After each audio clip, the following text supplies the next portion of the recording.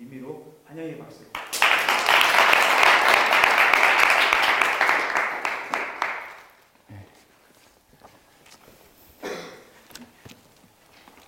만나서 반갑습니다. 제가 목소리가 별로 크지 않은데 잘 들리세요? 네. 제가 한 가지 여쭤보고 싶은 게 있는데, 성가대 찬양하신 내용이 뭔지 제가 잘 몰라서, 제목이 뭔가요?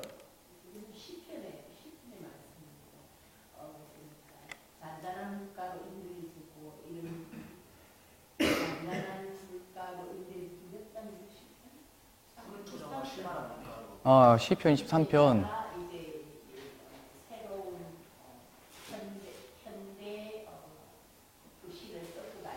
예, 그렇군요. 이제 저만 못 알아들었던 거죠, 이 찬양을. 예. 그러니까 제가 8년 동안 폴란드에서 담임 사역을 했습니다. 처음 이제 4년 동안 사역하면서 나 열심히 하고 하나님 앞에 정직하게 하고 바르게 한다 생각을 했었는데, 그래서 하나님의 말씀을 정말 열심히 연구했거든요. 근데 제가 4년 지나고 나니까 하나님께 속한 이 언어, 이 성경책을 내가 그 의미들을 하나도 못 알아듣고 있었구나를 발견했거든요. 마치 이렇게 너무 은혜스러운 찬양, 시편 23편에 있는 내용을 시적으로 이렇게 표현한 찬양을 하나도 못 알아들으니까 뭔가 이렇게 멜로디나 이런 건 너무 이렇게 평안하고 은혜가 느껴지는 것 같은데, 그 내용을 몰랐던 것처럼 저도 4년 동안 목회하면서 으쌰으쌰하고 열심히 하고, 기도할 때는 하나님 앞에 다 뭔가 응답 받을 것 같았지만 기도가 끝나고 나면 제 속에는 의심이 다시 막 일어났고, 앞에서 막 찬양 인도하고 찬양할 때는 하나님을 높이고 축복하는 내용의 찬양을 했다가 또 저주의 고백이 막 나오고, 하나님 앞에 신앙 사람들과 같이 이렇게 있다가도 축복해주고 밝게 인사했다가도 뒤돌아서면 제 속에 정죄하는 마음이 있는 걸 보면서, 내가 이 하나님의 진리의 말씀들을, 그 언어들을 하나도 이해하지 못하고 있었구나를 발견하게 됐거든요. 그게 뭐냐면, 말씀이 육신이 되어 우리 가운데 거하심에 우리가 그의 영광을 보니 아버지의 독생자의 영광이요 은혜와 진리가 충만하더라 라고 말씀하셨는데, 이 말씀의 요점이 예수님이거든요. 우리를 구원하시려고 율법도 있었고, 그 율법이 우리의 죄를 정죄하여 예수 그리스도가 없으면 망한 존재다를 가르치시기 위해서 이 구약의 성경이 주어졌던 건데, 어떻게 하면 이 말씀을 잘 가르치지? 어떻게 하면 이 말씀대로 살 수 있지? 이 말씀대로 못 살았으니까 나는 벌을 받나? 라고 하는 율법주의적인 제가 가르침과 거기서 고통받고 있었거든요. 그 증거가 뭐냐면, 사역은 열심히 하면서 보람은 잠시 잠깐 있었고 기쁨은 잠시 잠깐 있는 것 같았는데, 하나님께 속한 영광과 은혜와 진리의 충만함은 없었던 거예요. 여호와는 나의 목자시니 내게 부족함이 없습니다. 이 고백이었던 거잖아요. 쉴 만한 물가로 나를 인도하신다라고 하는 이 내용의 고백인 거잖아요. 쉴 만한 물가로 인도하신다라고 고백하면서도 내 길은 왜 이런가요? 라고 하나님을 원망하며 기도하고 있었고, 찬양에서는 늘 하나님은 위대하십니다 라고 얘기하면서 저에게 특별하게 주어진 상황 속에서 하나님의 그 능력이 왜 하나도 없죠?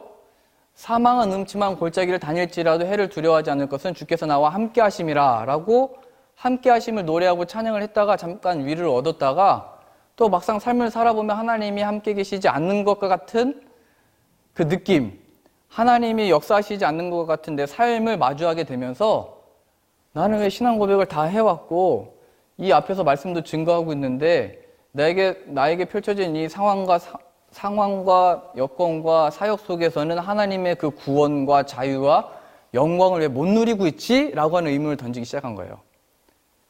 왜 내가 신앙 고백은 다 잘 해놓고 세례도 받고 고백도 하고 말씀 선포도 하는데 왜 정작 사역 안에서는 보람은 있지만 하나님께로부터 주어지는 영원한 그 영광과 기쁨을 누리지 못하고 나누지 못할까? 그 증거로서 교회가 점점 냉랭해졌거든요. 더 차가워졌거든요. 제가 지금까지 방문한 교회들 중에서 지금 제일 따뜻하거든요. 물론 오후 3시이기 때문에 하나님이 주신 은혜로 따뜻해진 것도 있지만, 우리 찬양단이 얼마나 이렇게 저 은혜스러웠는지 몰라요. 조금 남자들만 섰기 때문에 좀 칙칙한 모습이 있지만 그래도 너무 이렇게 밝게, 너무 이렇게 은혜스러운 것 같아요. 지금까지 갔던 교회들은 굉장히 크고 넓고 이래가지고 그 찬 기운이 있었는데, 저희도 한 5년 가까이는 800년 된 루터 교회를 빌려서 사용했거든요. 그러다 보니까 겨울날 예배 드리면 설교할 때 입김이 이렇게 막 보였어요. 설교할 때. 그래서 항상 설교 마치고 나면 악수할 때 제 손이 너무 얼음장 같아가지고, 그땐 전도사였으니까, 전도사님 왜 이렇게 손이 차가워요? 목사님 손이 왜 이렇게 차가워요? 그래서 저는 이 추위를 깨고 이걸 깨기 위해서 더 열심히 하고 더 기도하고 했는데 점점 더 차가워지더라고요. 왜 그럴까라고 했더니 예수님이 제 안에 없었던 거예요. 그러면서 어떤 말씀이 제 마음을 찔렀냐면, 나더러 주여 주하는 자마다 다 천국에 들어갈 것이 아니요 내 아버지의 뜻대로 행하는 자라야 들어가리라. 저는 아버지 뜻대로 한다고 생각했거든요. 이렇게 신학교도 가고 목회도 하고 열심히 한다고 생각을 했거든요. 그럼 무엇이 아버지의 뜻입니까? 봤더니 그 다음 구절에 뭐라고 나와 있냐면, 그날에 많은 사람들이 나더러 이르되 주여 주여 우리가 주의 이름으로 선지자 노릇도 하고 주의 이름으로 귀신도 쫓아내고 주의 이름으로 많은 권능도 행하지 아니었나이까? 그때 예수님의 답변이 이거거든요. 내가 그때 너에게 밝히 말하되 나는 너희를 도무지 알지 못한다. 이 불법을 행하는 자들아 내게서 떠나가라. 저는 여기서 열심히 주님을 섬긴다고 했는데 나는 너 도무지 몰라 라고 하는 음성이 제 귀에 들리기 시작을 했고, 이 불법을 행하는 자들아 라고 하는 것이 제 마음에 확 들어와 버렸고, 떠나가라 내 땅 밟지 마라는 음성이 들렸어요. 마치 이사야 선지자가 하나님을 섬긴다라고 하는 백성들에게 이 재물 가지고 내 땅 밟지 말아라. 내가 필요한 거는 이 재물의 이 피, 이 향기가 아니고 하나님의 요구는 그거거든요. 우리. 하나님의 요구는 하나님의 부어주신 성령을 우리가 받아서 예수 그리스도가 우리 안에 들어와 사시는 거룩한 성전이 되는 거거든요. 그래 내 온 마음과 정성과 뜻을 다하여 하나님을 사랑하고 그 사랑이 우리들에게 이웃에게 또 증거되어져서 하나님의 살아가심과 역사하심이 예수 그리스도의 죽으심과 부활을 통하여 나타나는 거거든요. 근데 제가 사역을 하면서 어떻게 하고 있었던 거냐면, 지금 십자가가 여기 있잖아요. 예수님의 죽으심과 부활하심의 역사가 나타나길 바라고 그걸 구하고 거기로 가야 되는데, 성도들로 하여금 여기를 향하도록 돕고 우리의 머리 대신 선한 목자 대신 예수 그리스도가 계십니다 라고 해야 되는데, 제가 여기 가로막고 있어서 열심히 하는 목회자가 있죠. 제가 위로해주고 있잖아요. 제가 여러분들을 위해서 열심히 준비를 했거든요 하면서 예수님의 영광과 그 능력을 대신할 수 없으면서 제가 할 수 있는 것처럼 거기 서 있더라고요. 마치 바울이 사울이라는 이름을 가지고 하나님에 대한 열심을 가지고 예수님 믿는 자들을 박해했거든요. 잡아갔거든요. 스데반이 죽을 때 옳다 여겼거든요. 여기 돔교회 있잖아요. 제 베를린 방문하면서 가봤거든요. 그 돔교회에 그 벽에 새겨놓은 것 중에 한 가지가 스데반이 돌 맞아 죽는 그 상황 속에서 하나님의 영광을 바라볼 때 옆에서 그를 옳게 바라보고 있는 사울이 서 있거든요. 제가 그랬던 거예요. 주여 주여는 외치고 예수님의 이름으로 기도도 하고 말씀도 증거하고 병이 낫는 기적도 목격하고 다 했는데 예수님이 아니고 예수님으로부터 주어지는 어떤 것들을 바라고 있었던 거예요. 저도. 정말 예수님을 얻는 게 구원이고 자유고 참된 평안의 길인데 그 예수님이 얻는 게 아니고 예수님은 하나의 힘, 틀린 말은 아니지만 구원받기 위한 하나의 도구요, 내가 잘되기 위한 도구고 내가 의지하는 하나의 힘, 그게 이스라엘과 유대인들이 바랬던 메시아거든요. 해방시켜주세요. 독립시켜주세요. 그것을 하나님의 일하시는 증거로 삼고 싶었거든요. 독립해주면 예수가 우리의 구원자가 맞았다, 참된 하나님의 아들이 맞다의 그 표적과 증거를 해방에서 찾으려고 했던 거거든요. 우리가 마치 그러듯이요. 이것만 나오면, 이것만 해결되면, 이것만 되면 하나님의 역사와 인도하심을 가지고 내가 전도하겠습니다. 저도 그렇게 하고 싶었던 거예요. 우리 교회가 잘 되면, 따뜻해지면, 우리 교회가 뭐가 되면. 근데 예수님의 방법은 먼저 그의 나라와 의를 구하라. 그러면 이 모든 것을 너에게 더하시리라 라고 말씀하셨는데, 이 모든 것을 더하시면 그의 나라와 의를 전하겠습니다. 이거였더라고요. 그러니까 경건의 모양은 있는데 경건의 능력은 없었던 거죠. 그럼 저는 이런 상태에서 제가 목사 안수를 받으면 뭔가 되는 줄 알았거든요. 근데 목사 안수를 4년 뒤에 받고 나서 첫 증거로 저는, 요번 주는 내가 안수 바꿨으니까 안 졸았다. 하나님의 증거인 줄 알았어요. 목사 안수 받고 왔으니까 좀 이게 궁금하실 거 아니에요? 성도님들도. 이제 목사님이 되셔가지고 어떻게 말씀을 증거할까? 무슨 능력이 나타날까? 첫 번째로 내가 안수 받아야지. 이렇게 관심을 막 갖고 있었거든요, 성도들도. 첫째 주는 아무도 안 졸았는데 그 다음 주부터 또 조시던 두 분이 계속 졸아요. 잠시 잠깐 제가 안수 받은 걸로는 잠시 잠깐 기쁨이 있었고 잠시 잠깐 무슨 감동이 있는지는 모르겠지만 하나님으로부터 주어지는 그 영광에는 참여하지 못하겠더라고요. 겉으로는 목사요, 겉으로는 사역자요, 말씀 증거자지만 제가 그냥 주여 주여 외치면서 예수님의 그 음성이 저의 마음에 들어왔던 거예요. 너를 도무지 알지 못한다. 이 불법을 행하는 자야, 내게서 떠나가라. 저는 그래서 놀랬던 겁니다. 저는 어렸을 때부터 교회에서 자랐거든요. 주님의 영광만 위해서 산다고 생각했거든요. 근데 제가 예수 그리스도의 사역을 가리고 있었다는 걸 발견하게 된 거예요. 왜 열매가 없지? 예수님께로 가도록 도왔어야 되는데 우리 열심히 기도하고 있고 목회자 여기 있어요로 서 있던 거예요. 저는 1년 동안 예수님만 그래서 발견하고 얻기 위해서 예수님만 설교하고 예수님만 필요하다고 기도를 하고 그러다가 한 3가지의 그 계기가 있었거든요. 이거는 제가 여기서 다 나눌 수 없기 때문에 저녁에 한번 더 보일까요? 이거는 제가 이미 유튜브에 전 시간에 다 백립교에서 하고 왔기 때문에 한번 들어보시면 좋을 것 같고요. 1년 동안의 그 시간을 거쳐서 예수님이 정말 제 안에 들어와 사시고 나서 예수님만 나누게 됐어요. 교회에서 3년 동안. 그러니까 설교도 물론이고 속회 모임, 매주 모임 속회 모임에서도 마찬가지고 대신방 할 때도 그렇고 병원 신방을 갈 때도 그렇게 했어요. 그래서 교회에서 새로 오신 분들 오면 보통 어디서 오셨어요? 또 어떤 학교에서 이렇게 또 이 학교로 오셨어요? 또 어디 회사 다니세요? 이렇게 여쭤보잖아요. 뭔가 이렇게 뭐 이렇게 맞는 게 있어야 얘기를 하니까 뭐 맞는 게 없으면 고향이 어디세요? 지금 공감이 안 되는데 한국분 맞으시죠? 이렇게 물어보면 왜 맞아요 하면 그때부터 말이 되잖아요. 제 말 다 알아들으시는 거죠 지금? 네. 근데 이제 처음 이제 예수님 만나고 나니까 가장 좋은 게 내 안에 계신 예수님을 전하고 그분이 만난 예수님을 듣고 교제하는 건데 그래서 어떠한 일을 계기로 예수님을 믿게 되셨어요? 묻기 시작했어요. 처음에는 좀 당황하시죠. 내가 신앙이 있는지 없는지 확인하려고 하는 것 같고 어떤 분은 또 저한테 갑자기 구원파냐고 물어보시고 근데 이제 이분도 자신이 만난 예수님에 대해서 설명을 하다 보니까 그때가 가장 기뻤거든요. 그 예수님을 자꾸 상기하다 보니까 지금 이제 새로운 폴란드에 와서 이제 적응하고 뭐하고 원래는 기도 제목을 내야 되는데 그 예수님이 나를 여기까지 지금 인도하셨지를 발견하시더라고요. 지금도 이제 인도하실 거고 앞으로도 인도하실 거지로 가더라고요. 알아서 고백을 하시더라고요. 전에는 이제 기도 제목이 뭐예요? 어떻게 하실 거예요? 뭐를 기대하세요? 기도 제목이 뭐예요? 19년도에 뭐를 소망하세요? 이렇게 물어봤는데 하나도 물어보지 않고 예수님이 집사님에게, 권사님에게, 장로님에게 혹은 뭐 목사님에게 어떤 분이세요? 저도 더 듣고 싶고 배우고 싶으니까요, 그 예수님을. 그래서 저희가 대신방 갈 때도 그랬거든요. 1년에 한 번 다 이렇게 하잖아요. 그러면은 보통은 작년에 이런 기도 제목을 내셨는데 올해 이렇게 하나님 이뤄주셨군요. 그럼 올해의 기도 제목은 뭔가요? 이렇게 했었는데 이제는 그 예수님이 우리 안에 계신지 그걸 여쭤봤어요.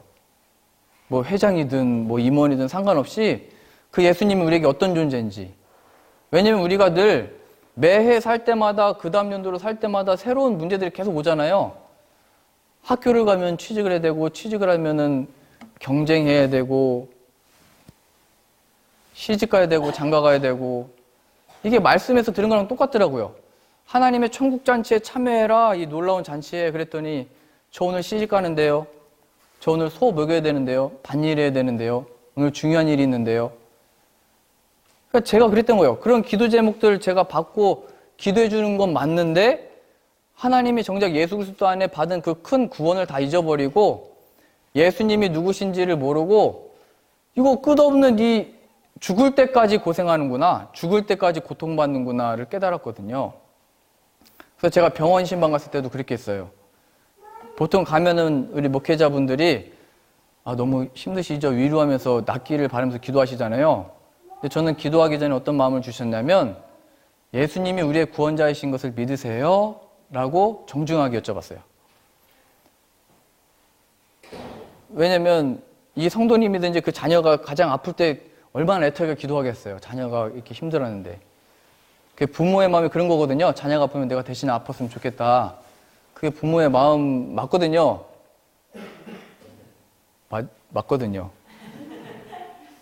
아직 결혼 안 하셨죠? 부모님이 그렇게 기도하셨어요. 아플 때. 그러면은, 자녀 위해서 저도 위해서 기도해주고 있습니다. 이렇게 해야 되는데, 그 자녀를 두고 부모한테, 예수님 우리의 구원자이신 걸 믿으시죠? 이걸 낫게 해주시는 이도 하나님인 걸 믿으시죠? 저는 상기시키는 거예요. 우리가 믿게 된 예수 그리스도가 누구신지. 지금 이 부모는 자녀를 통해서 하나님의 영광이 가려져 있는 거거든요. 우리의 특별한 상황이 우리는 하나님의 영광에 동참하게끔 예수 그리스도를 통하여 갈 수 있는데 예수 그리스도는 지금 없고 주여 주여 예수님의 이름으로 기도는 하지만 이 문제를 가지고요. 근데 그 문제들이 하나님의 영광에 동참하지 못하도록 막아버린 거예요. 그게 시험이에요. 하나님의 그 일하심을 보지 못하는 상태예요. 눈과 마음이 가려져서. 근데 그때 예수 그리스도를 상기시키고 예수의 이름으로 기도할 때 물론 은혜를 구하면서 낫게 해달라고 기도하죠. 그러나 우리가 필요한 것은 예수님입니다 라고 기도를 하거든요. 그럼 예수 그리스도의 죽으심과 부활하심의 능력은 우리로 하여금 하나님의 영광에 참여하지 못하게 하는 이 상황, 오늘과 내일의 염려들 속에 길을 여셔서 내가 곧 길이요 진리요 생명이니 나로 말미암자고는 아버지께로 갈 자가 없다. 길 대신 진리 대신 생명 대신 그 예수 그리스도로 인하여 그 상황의 즉시로 예수 그리스도의 십자가의 보혈의 능력으로 영광에 동참하여 예수님의 증인이 되거든요. 예수님이 간증이 되는 거거든요. 전에는 이 아이가 고침을 받아야 그게 간증이었다면 이 아이는 그대로고 고통받고 있는데도 예수님이 자유를 얻게 되는 거를 경험했어요. 그 예수님의 제자들이에요. 너 내가 이제 승천하는데 성령 기다려. 그때 제자들이 얘기했거든요. 그럼 그때가 해방입니까? 그때가 로마가 무너지고 우리가 다시 영광을 누리는 겁니까? 너희 알 바 아니야 그건. 다만 성령이 너에게 임하시면 예루살렘과 온 유대와 사마리아와 땅끝까지 이르러 내 증인이 될 거야. 증인이 뭐냐면 하나님으로부터 주어졌던 해방, 능력, 어떤 기적이 간증이 되는 게 아니고 예수님이 우리 안에 오셔서 그가 우리의 구원과 자유와 전부와 만족이 됐습니다 하거든요. 내 삶의 실제가 되는 거거든요.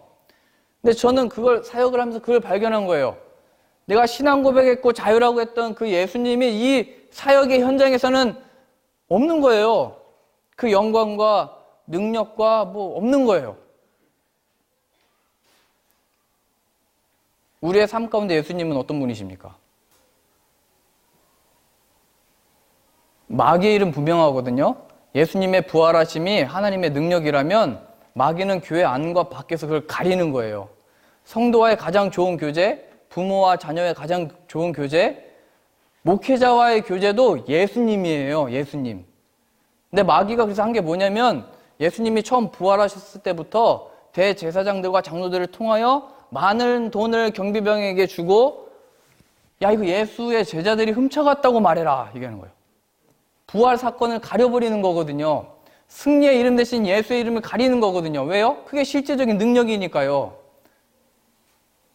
그래서 우리의 기도가 다 어디로 간 거냐면 하나님 이렇게 되는 겁니까? 저렇게 되는 겁니까? 로 빠지는 겁니다. 이 명분은 있거든요. 예수님의 이름으로 기도하시잖아요. 이 일이 맞습니까? 저 일이 맞습니까? 이걸 선택해야 됩니까? 저 선택을 해야 됩니까?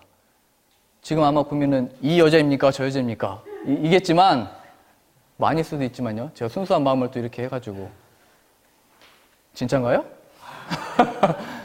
저도 그 나이 때 정결한 마음 주옵소서 하면서 다 찬양했는데 이 속에 이 정직하지 못한 그 영은 감출 수가 없는 거예요.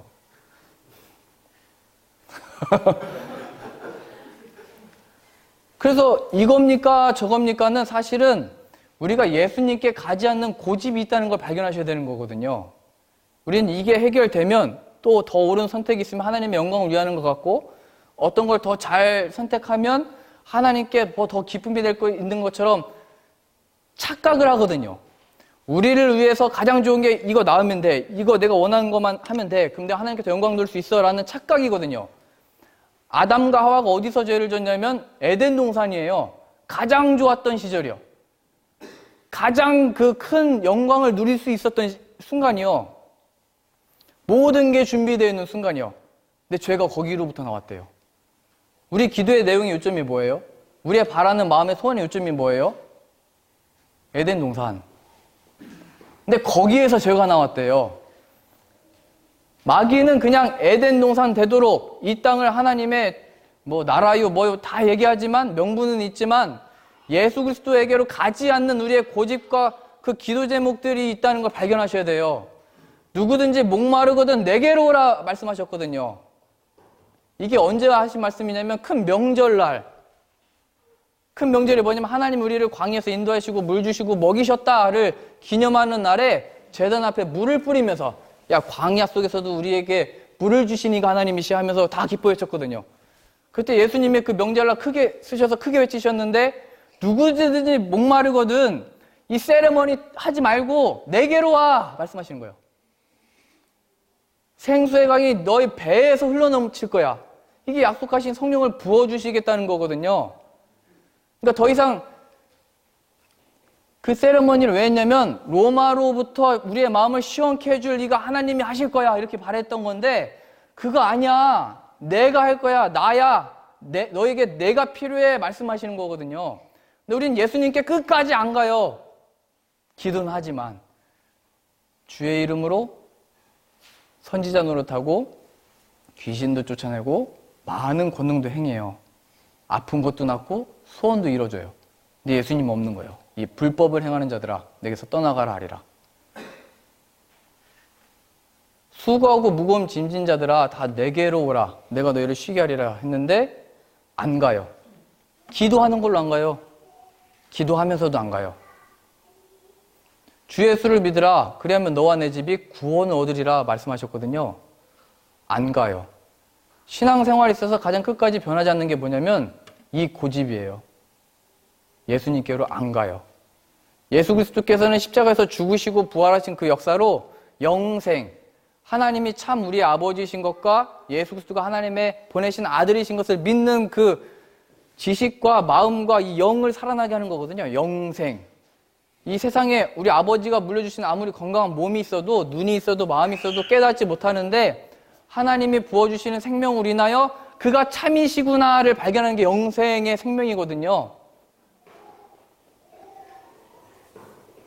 예수님은 오늘 이 시간 우리에게 누구십니까? 우리가 처한 모든 상황 가운데 구원자라고 고백했던 그 예수님은 어떤 존재입니까?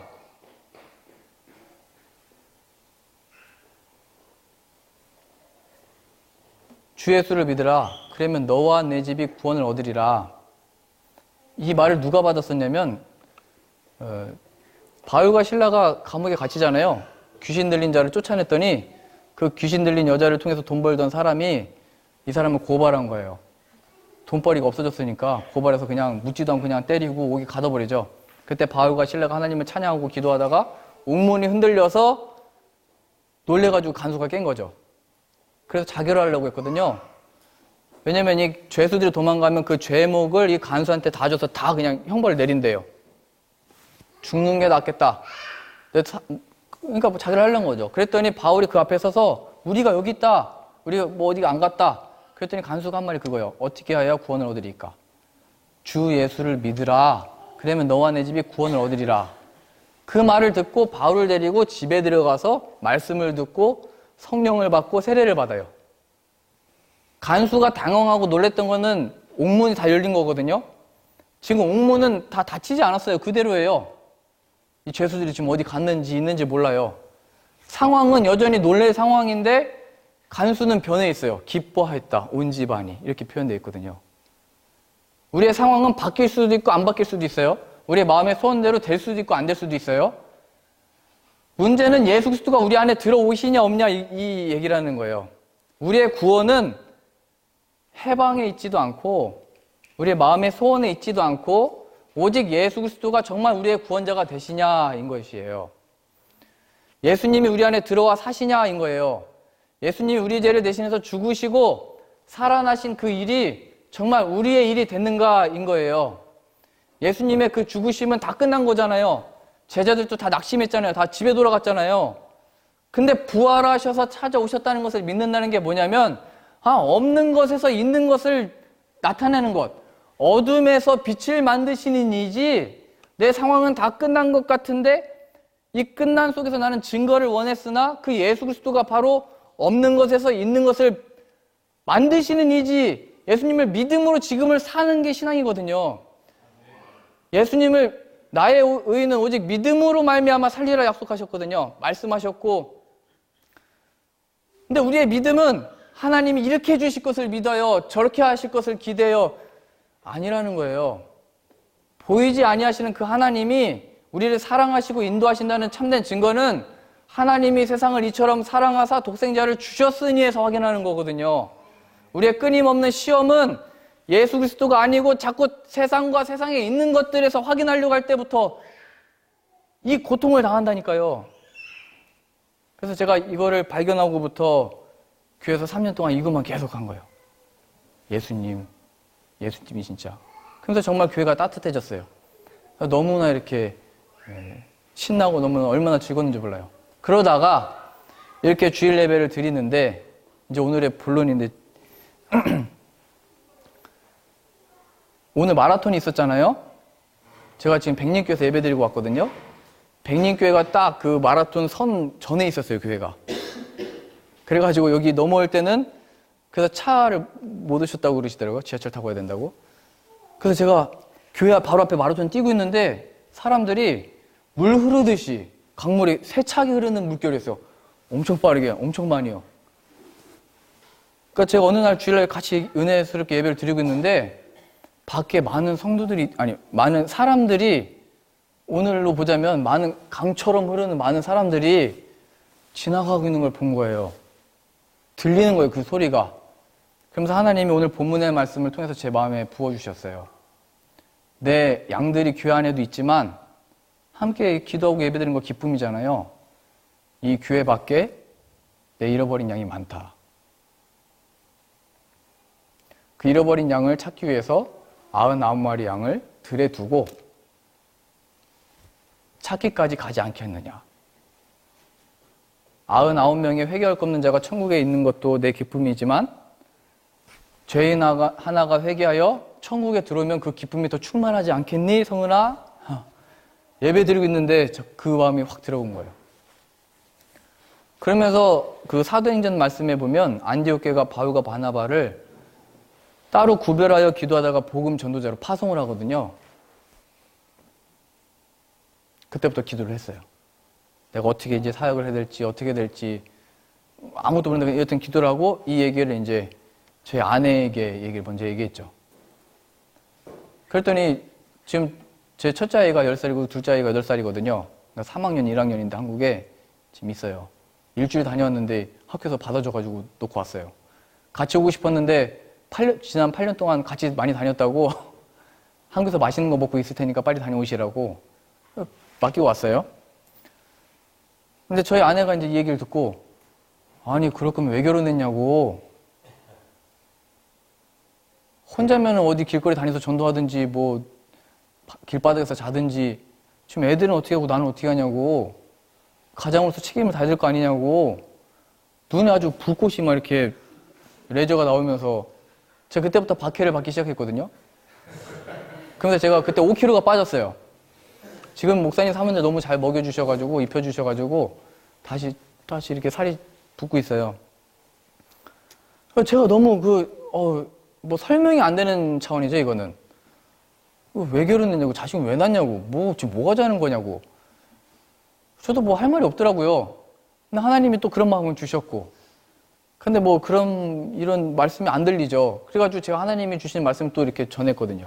그게 뭐였냐면, 누구든지 자기 목숨을 구원하고자 하면 잃을 것이요. 나와 복음을 위하여 자기 목숨을 잃으면 구원하리라. 아멘이세요?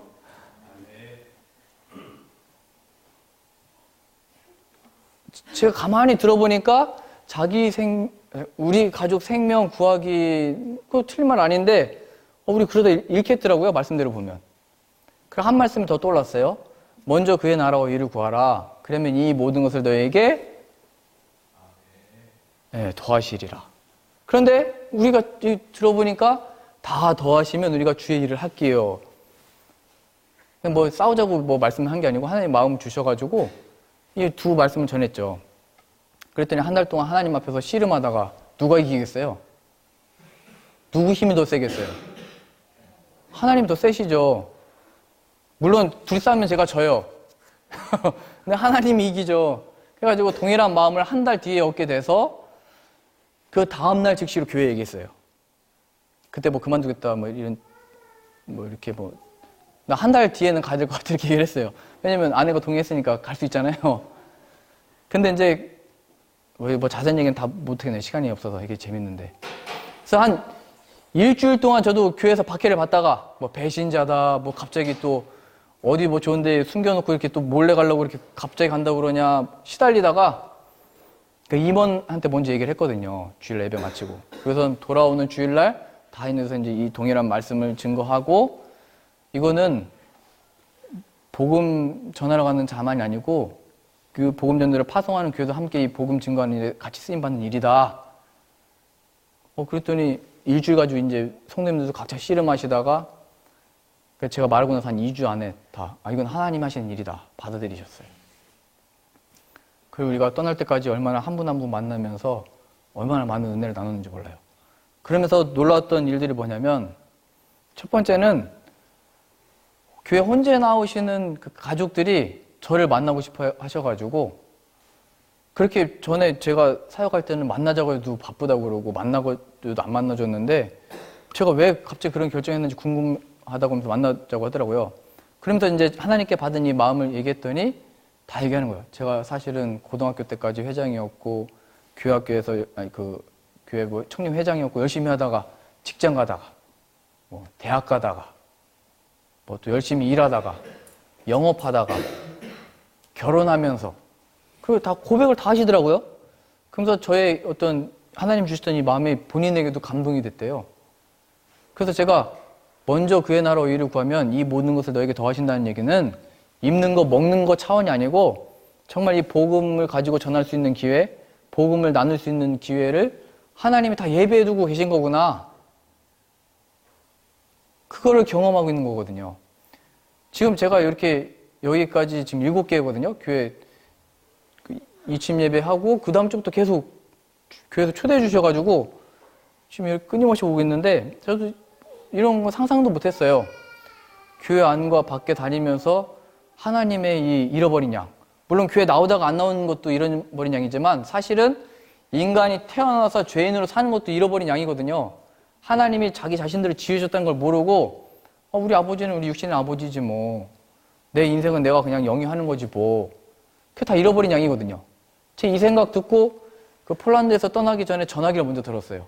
할머니 할아버지한테 돌아가시기 전에 듣고 싶더라고요. 우리 집안에 어떻게 해서 신앙이 시작됐는지.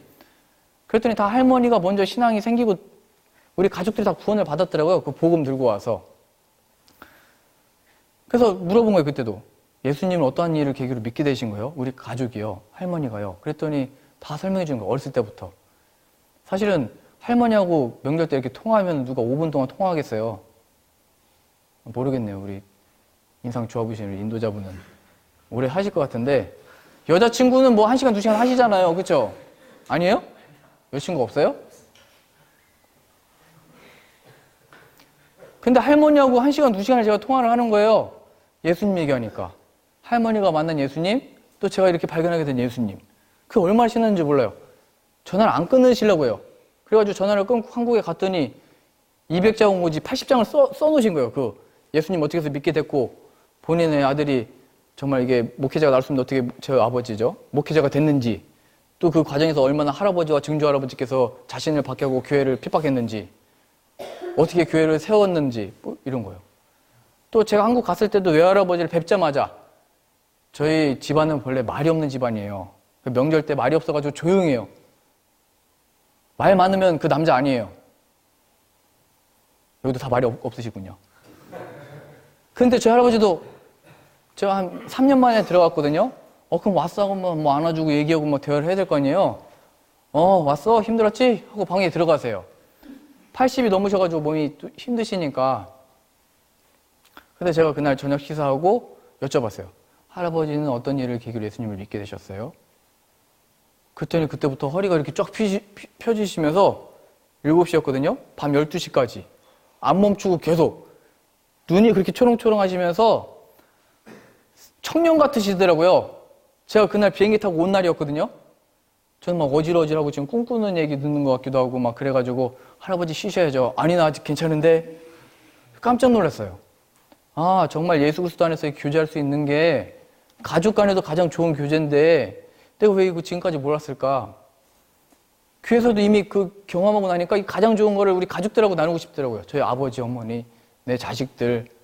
그때부터 저는 밤마다 우리 자식들하고 제가 어떻게 해서 예수님에 대해서 착각하고 있었고 다 아는 것 같았지만 얼마나 몰랐는지, 그 예수님을 이런 죄인을 어떻게 또 기다려주시고 만났는지, 얼마나 좋은 회복이 되는지 몰라요.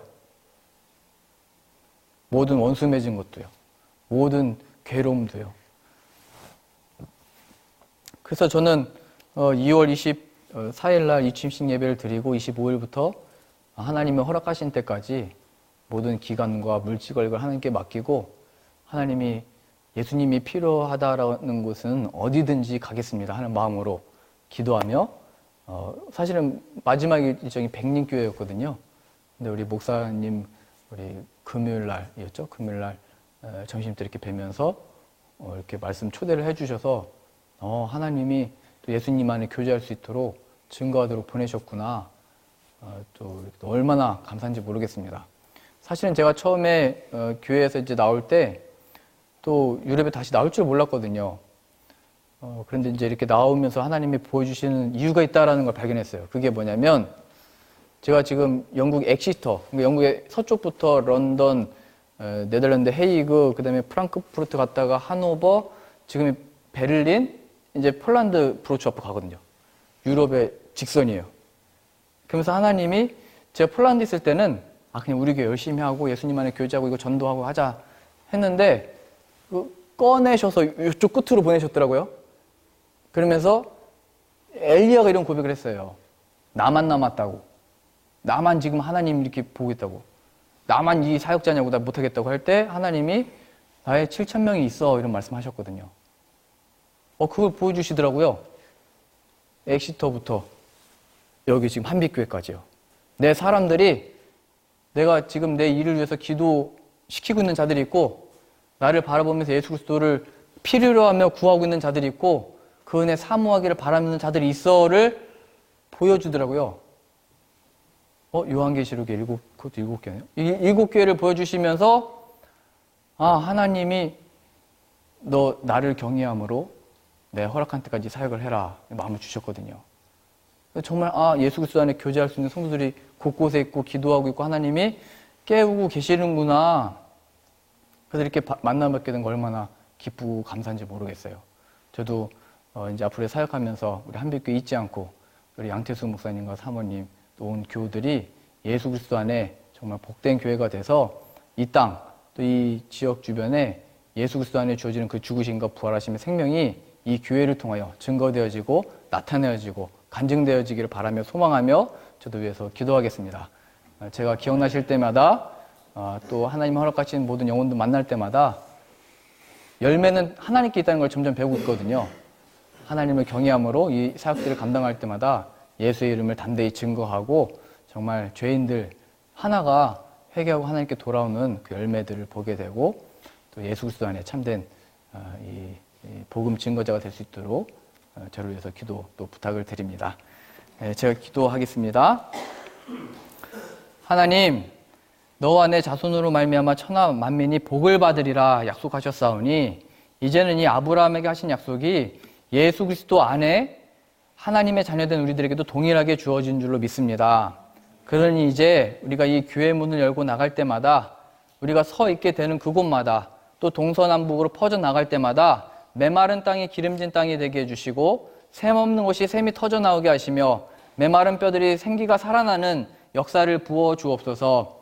그리하여 하나님의 잃어버린 이 양들이 회개하고 돌아온 역사가 우리의 삶을 통하여 이루어지도록 우리를 붙드시고 인도하시고 사용하여 주옵소서.